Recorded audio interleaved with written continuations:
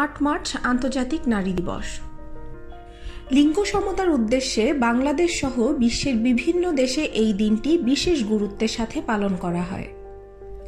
বিশ্বব্যাপী নারীদের প্রতি শ্রদ্ধা, তাদের কাজের প্রশংসা এবং ভালোবাসা প্রকাশের পাশাপাশি তাদের অর্থনৈতিক, রাজনৈতিক ও সামাজিক সাফল্যের উদযাপন হয় এই দিনটিকে ঘিরে। 1857 সালে মজুরি বৈষম্য, নির্দিষ্ট কর্মঘণ্টা আর কাজের অমানবিক পরিবেশের বিরুদ্ধে প্রতিবাদ জানাতে প্রথমবারের মতো মার্কিন যুক্তরাষ্ট্রের নিউ ইয়র্কের রাস্তায় নামেন সুতা কারখানার নারী শ্রমিকরা।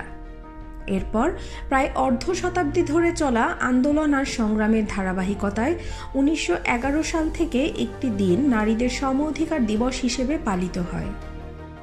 পরে 1914 সাল থেকে বেশ কয়েকটি দেশে 8 মার্চ নারী দিবস হিসেবে পালিত হতে থাকে। 1975 সালে এসে 8 মার্চ দিনটিকে আন্তর্জাতিক নারী দিবসের স্বীকৃতি দেয় জাতিসংঘ। সেই থেকে বিশ্বব্যাপী দিবসটি পালিত হয়ে আসছে।